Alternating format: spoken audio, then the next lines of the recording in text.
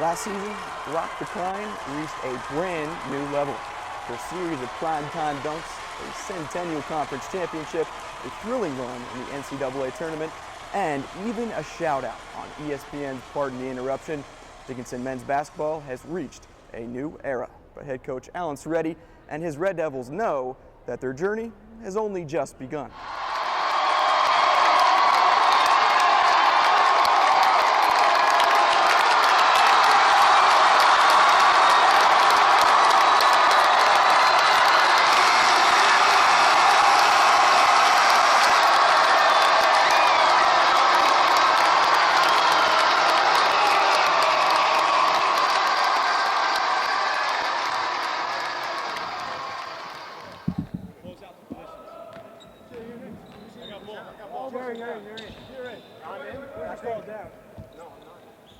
Yo, Cox, Adam, Jerry, me, and Ted, right? Yeah. Go! Come on. Quick. Here they go.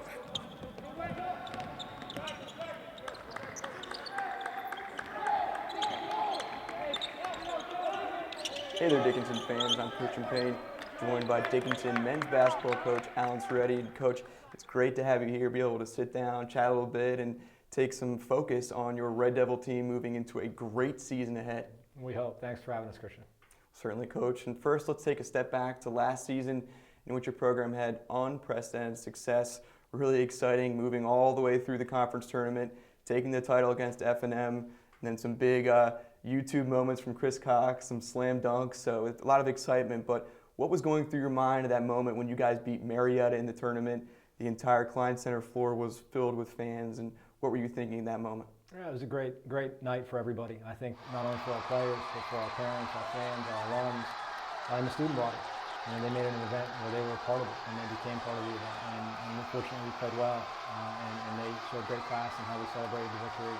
And kind of a calling card moment for, again, all of our guys, all of our parents, all of our alums, and certainly for the campus as a whole. Coach, you start this season as Centennial Conference champions. So you have really progressed this program each and every year that you're here in Carlisle. Now it's your fifth. So how does it feel to have that target on your back now in the Centennial Conference? I mean, it's a reality of where we're at. I mean, obviously, when the poll comes out, I assume that we'll be in that top half. But you know, each year starts anew. You have a new group, you have new opportunities. So we've told our guys from the very beginning, we're not defending anything. We're trying to achieve something new. So that's been our focus and our goal. You know, the experience from last year will carry over, and hopefully some of that motivation carries over. Hopefully the determination to go back to where we've been carries over, but in reality, nothing really carries over when you start anew. It's just trying to get better every day. Coach, now let's focus on your leaders this season. You turned some big names like Adam Honig, especially guys moving into a mold that's been set nicely for him. But who are the top maybe 2 or 3 guys who are looking to step into that leadership mold? I think the two seniors that are returning. I mean, obviously Adam Honig was an honorable mention, All-American preseason in some publications. He was an All-League guy last year. Has been an All-League guy every year he's been here on different levels. And then Tucker Landy is kind of an unsung hero. You know, another senior, another 4-year starter. They've grown in leaps and bounds in their maturity and their leadership styles in their time here. You can see that in the preseason, and you can see that in the off-season. You can see that how they handle themselves with one another, with the staff, with the younger guys. So we're pretty excited about their opportunity to kind of grow and have one more year of leadership in our program. Coach, after a couple weeks of practice, it's been pretty intense. I've enjoyed watching you guys go through a couple practice sessions. And let's focus on your backcourt first. Who are some players that'll be your floor generals and go-to guys leading the charge? I mean, Adam and Tucker obviously are 4-year starters, and Adam will have the ball in his hands. Tucker kind of does a little bit of everything for us. He's almost like a point wing. You know, he plays almost 3 or 4 positions, and he's, again, a little underappreciated for how good of a player he is. Chris Cox, the returning starter from last year as a junior, he gives us great things defensively, athletically, his ability to finish. He works extremely hard on his game, so he's improved in some areas. Pete Yanks, as another junior, can handle the ball, can do some things for us, can make shots. And then obviously you have Brandon Andrade and Ted Hinnenkamp from last year. They're returning freshman and sophomore, who are both dynamic. Teddy's more of a slasher, bigger guy, about 6'7", that can handle and can make shots. And then Brandon is one of our purest shooters, and he can really make shots in a hurry, as he did in that NCAA game. That kind of gave us a big bump in that first half. So I think that group of our returning guys is our strength right now. Coach, how about down low? Who's going to get it done for you in the paint, on defense, and also in the rebounding game? Well, I mean, Jerry Wicksted down there as a junior. I mean, he's our leading scorer and rebounder his first 2 years here. Another all-league guy, first team, another preseason honorable mention All-American in different publications. Works extremely hard on his game, has improved in his time here. We'll have a great opportunity to expand upon what he's already done. And then Steve Collins, this is really his first full healthy year as a junior. His freshman year, he broke his foot and missed the last part of the year. Last year with that foot surgery, he missed the first half of the year. And at 6'10", and skilled, and ability to step out and make shots, one of our hardest workers, one of our most diligent guys, and trying to be detail-oriented. So those two guys are really a core of that front court. We're excited to see how they develop, and along with you is assistant coach Ethan Stewart-Smith, as well as Adam Spinella. So you're that tight-knit group in the coaching ranks, but how has your progression been able to get you guys where you are now? 5 years in Carlisle, definitely paid your dues and really focused on moving this program in the right direction each year. But how does it feel to be conference champions? And really, are there any games that you kind of have circled this year that you're really looking forward to? They're all circled. The first one up at Wesleyan against Massachusetts College of Liberal Arts is the first one we play. So that's the one that's most important to us now. The mantra hasn't changed. I mean, our goal is to get better every day. Off-season, preseason, in-season, game or practice, it's the same.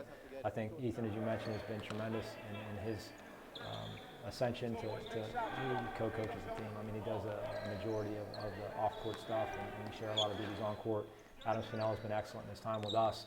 And then we had guys previous, from Mark Seidenberg to Chris Gardner to Zach Spitz, who have kind of helped lay the foundation of where we're at, and all those guys have been excellent. So, that staff and kind of where we've gone with it from year 1 to year 5, everybody has played a part, as has everybody who's been a part of the program, whether it's been for a day through the tryout process or whether it's been through the 4-year career. I mean, all those guys have brought something to where we're at.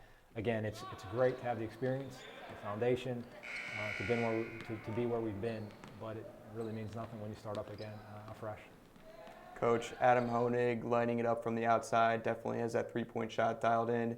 Chris Cox, of course, Dickinson fans, he needs no introduction as the guy who can jump through the roof and throw down some electric dunks. But what are some things maybe that this season we will be surprised about by your team, and a couple adjectives to describe the Red Devils this year?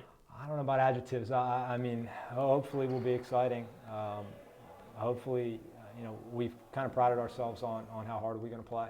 And when you get a group that has a lot of talent, sometimes that can wane a little bit because you can make shots. I mean, we have the ability to score, we have the ability to make some plays because we have good players. But we constantly want to emphasize that we want to be a great team and we want to be known for how hard we play. I think people who have followed the team tend to get excited about the passion with which you play, and not necessarily if you can make a bunch of shots. So we want to continue to bring that passion, continue to play hard, continue to be really competitive. And then that talent part can add a whole new level for us to get to. Finally, Coach, the bar is higher than ever. What's that light at the end of the tunnel? What's the goal for you this year? The goal never changes. We want to get better every day. And the one tangible goal we put towards our guys in the preseason, we'd like to be in the top 5 in the Centennial. You can't win the league without being in the top 5. We often tell the guys that first is in the top 5, so you can kind of shoot for that. We want to achieve that. The goals beyond that really come from our guys. We'll have a goals meeting in the first couple weeks and ask them what they want, and then our job is to hold them accountable to getting to that goal. And I'd imagine we're going to have some lofty goals from the experiences that we had last year. They're going to have some guys that want to go above and beyond where we've been, and obviously that speaks towards the end of March, beginning of April. But that dials all the way back down to practice today at 5. I mean, we have to have our goal to get better every day. Coach Seretti, the leader of the defending Centennial Conference champion Red Devils, and best of luck this year, and can't wait to see you guys rock the climb. Thanks, Christian. Thanks for having us.